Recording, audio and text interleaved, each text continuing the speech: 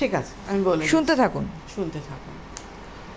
ওশিয়া হার্বালসের আপনি যে ফাইটোকেন যে হেয়ার ফল কন্ট্রোল সেরামটা আছে, এই সেরামটা আপনি প্রতিদিন রাত্রিবেলা চুলের গোড়ায় গোড়ায় দিন। আর উইকে 3 দিন আপনি ওশিয়া হার্বালসের যে আমলা কেয়ার শ্যাম্পুটা আছে, এই শ্যাম্পুটা আপনি করুন। এটা করুন, হেয়ার ফলটা তো স্টপ হয়ে যাবে।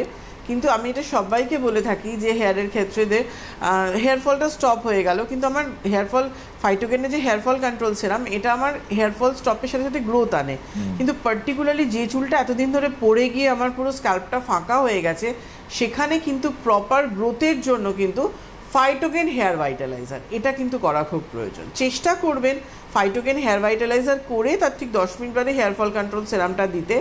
যেহেতু ছেলেদের হাতে সময়টা কম থাকে, ধৈর্যটা কম থাকে, উনি ইমিডিয়েট রেজাল্টটা চাইবেন।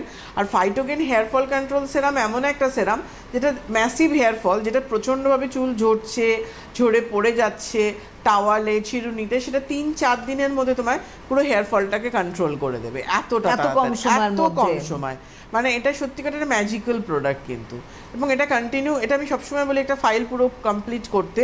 তার কেন নানা কারণে, আর এখন যে প্যাচপ্যাচে গরম, এই ঘামটা, তো সেখানে কিন্তু আমাদের হেয়ার ফল একটা কমন প্রবলেম কিন্তু রয়েছে, এটা তো হবে। এবং স্টিকি ড্যান্ড্রফ থাকে, সেটাকে আমরা প্রপার বুঝে উঠতে পারি না। এই স্টিকি ড্যান্ড্রফের ক্ষেত্রেও কিন্তু প্রচণ্ডভাবে হেয়ার লস হতে থাকে।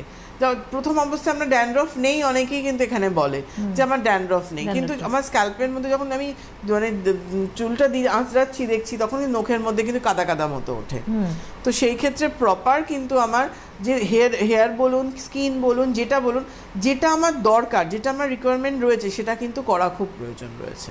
একদমই তাই।